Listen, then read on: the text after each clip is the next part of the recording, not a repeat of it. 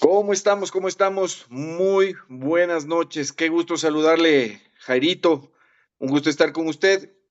Estamos ahorita terminando un trabajo en la universidad y obviamente tenía que hablar con algún profesional del derecho, que más con usted, que es un gran amigo profesional y en libre ejercicio, abogado del Ecuador, como yo quiero ser en algún momento. Ya pasaré el tiempo y lo haremos. Qué gusto saludarle. Buenas tardes. Le voy a hacer unas preguntas, don Jairo. Usted es el señor Jairo López, usted vive en Cuenca.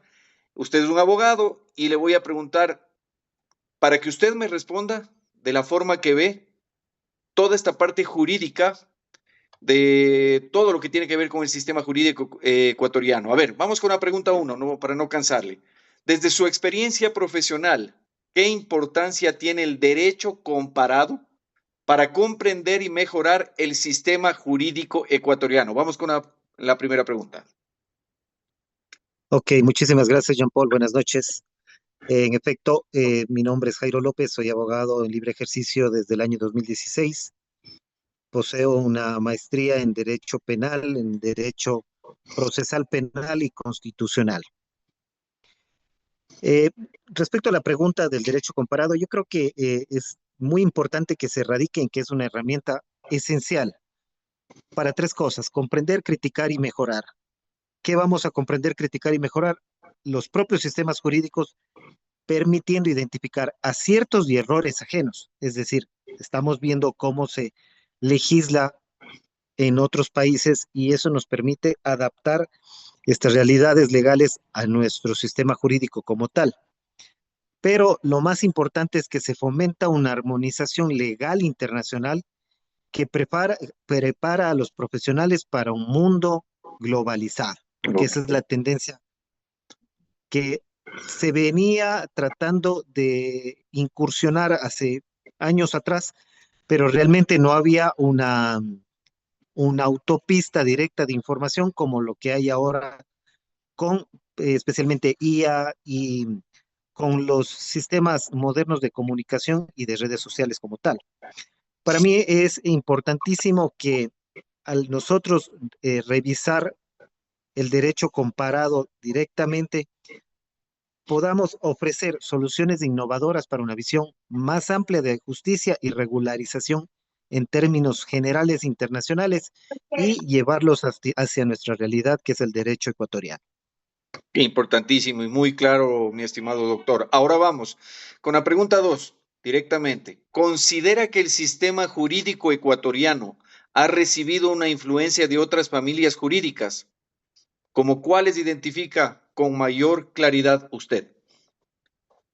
Correcto, muchas gracias por la pregunta. En primer lugar, hay que ser puntuales en que el derecho ecuatoriano tiene unas raíces claras, que es la familia jurídica romano-germánica o continental, como se le conoce también.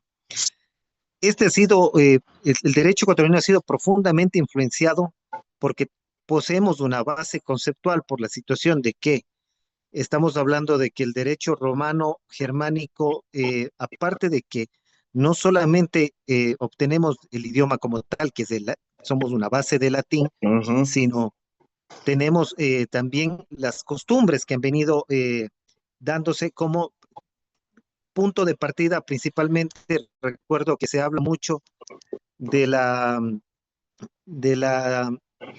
tradición que se dio desde el edicto del rey Juan Sin Tierra. Este Ok. fue en alrededor de 1200, entre 1300, y entonces comenzaron a regularizar para que en este caso no sea simplemente el señor feudal o en ese momento el príncipe del condado, como se conocía en Inglaterra, en Irlanda, en general en Gran Bretaña, el que aplique la ley según él, como él creyera o como él quisiese, porque eso daba un pie a que hubiera siempre malinterpretaciones y más que nada abusos como tal. Entonces, cuando ya se viene desglosando el derecho germánico después del romano, entonces nosotros tomamos esta base conceptual y de ahí nos vamos a que en España lo toman como un derecho español colonial, que es el que permite que haya una transmisión y aplicación directa de acuerdo a las realidades de cada uno de estos puntos. También hay una base importantísima que es el derecho francés, ¿no? Que estamos hablando desde el Código Napoleónico y también desde 1789 que nos habla de la Revolución Francesa, ¿no? Cuando hablaba de igualité, fraternité y El Código liberté. Civil, que Entonces, nació ahí. sí, entonces comenzamos con eso y se lo trajo y se lo, digamos, tropicalizó como tal y baja y lo toma Andrés Bello en el Código Civil chileno Ok. y lo codifica de una manera en la que nosotros ya podemos tener como que algo levemente, yo le diría, acorde a la realidad en ese momento colonial y toda la cuestión por las revueltas, las reyertas y todo lo que había, pero también se basa eh, en lo estricto que también venía siendo el common law anglosajón, que es el que les decía de Juan Sin Tierra, y que lo toman los británicos, lo llevan a Estados Unidos y comienza a propagarse una manera de un derecho internacional comparado a sí mismo que tiene relación con la pregunta anterior. Y esto se basa principalmente en que los derechos humanos son uno solo. Entonces no quiere decir que yo aquí sí tengo derecho a una nacionalidad, a un nombre, a tener un apellido, a que el Estado proteja mis derechos, a que no me dejen en estado de vulnerabilidad y Es cosas así. universal. Ujú. Claro, comenzamos a movernos entonces y a identificar claramente que los derechos humanos son la base primordial para que la realidad propia de cada uno de los países vaya adaptando a la manera más adecuada para los momentos y etapas históricas que han venido sucediendo durante el largo de la historia para que nosotros podamos tener una especie de derecho híbrido, ¿no? Pero es un derecho Exactamente. híbrido que nos sirve para que el derecho ecuatoriano sea propio para la realidad ecuatoriana como tal.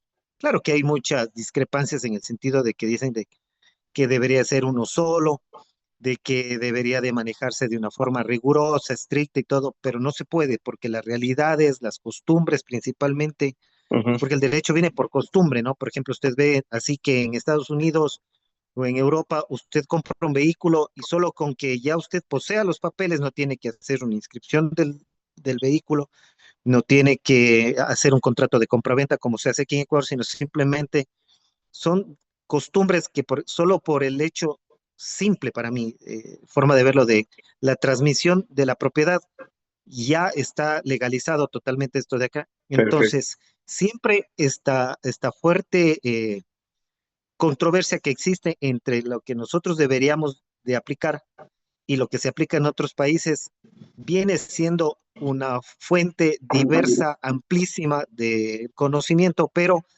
el derecho ecuatoriano como tal tiene muchas ambivalencias, pero a su vez está adecuadamente normalizado y legislado para que seamos los ecuatorianos los que nos beneficiemos de esta Perfecto. temática como tal.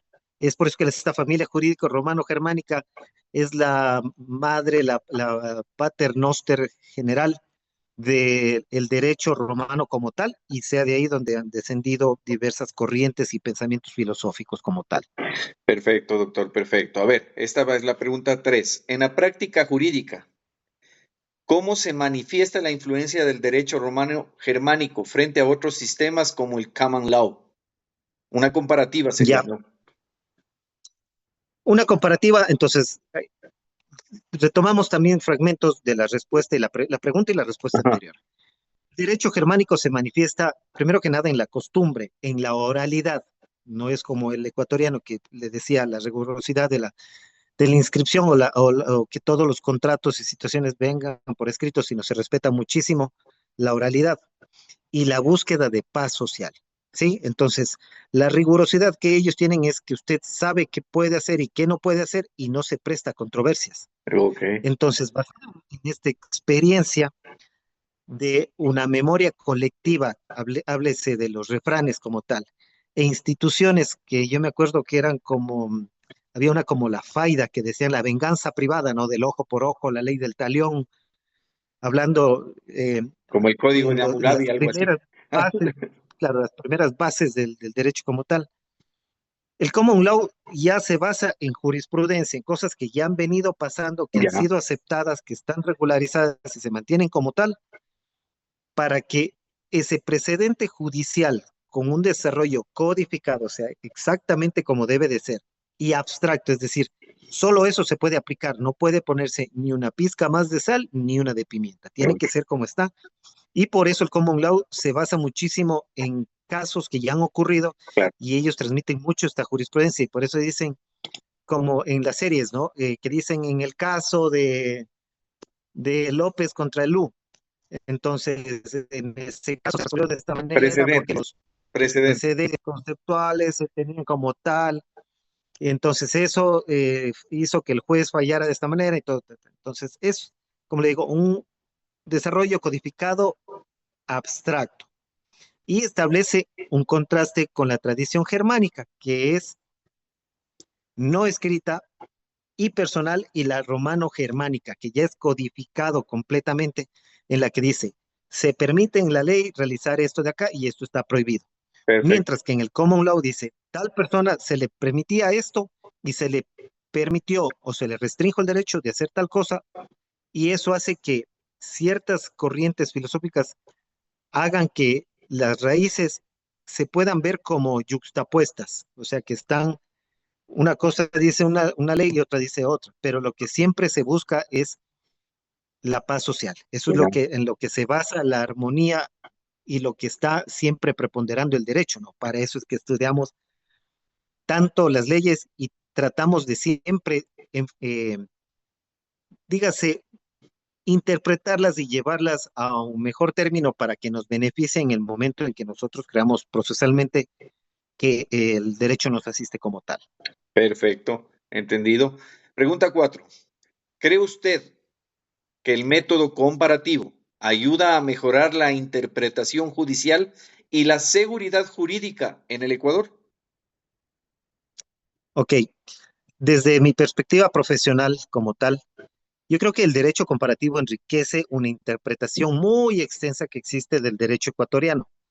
¿Por qué? Porque nos permite ofrecer perspectivas externas, identificar unas mejores prácticas y vacíos normativos especialmente, ¿no? Ok, ¿Cómo? Fomentando la armonización internacional, lo que le decía hace un momento, y se trata de profundizar una comprensión propia y rigurosa del propio sistema al contrastarlo con otros. Yo le digo porque cuando yo estudié mi maestría, lo hice en Colombia, y las leyes son similares, pero no son iguales. Entonces, a mí sí, me sirvió para ampliar mucho mi pensamiento abstracto que tenía antes, que en el que yo decía que tal artículo dice tal cosa y en Colombia decía un poquito más o un poquito menos. Entonces, me daba unas herramientas muy buenas para yo poder contrastarlo y llevando a que yo pueda mejorar la adaptabilidad, la predictibilidad, que es importantísima, el predecir qué se puede llegar a obtener en la aplicación de ciertas normas jurídicas en un caso en concreto, y la eficiencia judicial como tal, porque eso es lo que estamos buscando siempre, en que el, el, el juez siempre esté de acuerdo y que falle a nuestro favor, porque le hayamos dado los elementos suficientes para que pueda, obviamente, darnos la razón como tal. ok, Esto también es importantísimo decir que permite entender una creación cultural del derecho y encontramos soluciones innovadoras, como cuáles, por decir. Una solución judicial innovadora a mí me parece la situación de los centros de mediación, en el cual no hay que irse a un proceso judicial extensísimo, en el cual simplemente un juez va a dar su punto de vista y va a fallar a favor de la una parte o de la otra, pero lo podemos hacer de una manera más racional, más ágil, más oportuna, obteniendo especialmente un contexto globalizado que fortalece la seguridad jurídica y la cooperación de las partes para encontrar un fin común que es la paz social. ya, muy bien, entendido al 100%. La última, doctor, ya no le quito más tiempo. Pregunta No se número preocupe. 5. Esto es muy importante y esa es cómo lo ve usted directamente. Aunque ya habló mucho de esto, pero ahí estaríamos ya terminando. ¿Qué recomendaciones daría para que el sistema jurídico ecuatoriano continúe adaptándose a nuevas realidades sociales y jurídicas? Ya, correcto. Yo creo que para que el derecho ecuatoriano se adapte a nuevas tendencias, se necesita una transformación integral que incluya una adopción de unos términos que se están utilizando ahora, que es de tecnología legal, el legal tech, Ujú. para una eficiencia, una formación especializada en derecho digital, ambiental, y que esto fortalezca una transparencia judicial. ¿Por qué? Porque ¿cuál es el problema cuando uno acude a la Administración de Justicia, en el que uno puede que le asista la razón a todas luces, pero puede perder el caso? Porque puede haber manipulación, tergiversación o mala interpretación por parte de quien esté en este momento, en ese momento juzgando o que haga las veces de juzgador. Entonces, por eso para mí es importantísimo que siempre se promocionen mecanismos alternativos de resolución de conflictos, como les Ok, decía, los centros de mediación. Deberían de ser más amplios, más factibles, más llegables a la gente de a pie, porque eso hace que la gente entienda que no se podría dejar a libre arbitrio de solo una persona, sino llegaría a un acuerdo entre las partes. Y que esto es lo que más beneficia, porque cuando uno va en búsqueda de justicia, generalmente no la obtiene. ¿Por qué? Porque tarda. Y dicen que justicia que tarda no es justicia. Para ok. mí es importantísimo enfocarnos en que la justicia debe ser inclusiva y la protección de datos como tal debe ser más moderno y socialmente responsable todo, para que en un contorno general, en algún momento, de lo que hablábamos de derecho comparado, de derecho globalizado y todo, realmente todos nos podamos entender en un solo idioma, que sería el de la justicia. Perfecto, perfecto. Doctor, le agradezco ante todo su tiempo, muchas gracias. Todo lo que hemos conversado va a nutrir a mucha gente que va a poder ver este video. Lo voy a subir en las redes y lo voy a subir en la universidad también. Muchísimas gracias, amigo mío. Dios le bendiga. Buenas noches. Encantado. Dios le Una pague. linda noche. Hasta Gracias, Jean Paul, luego. a usted. Gracias. Bye Pasen muy bye. bien.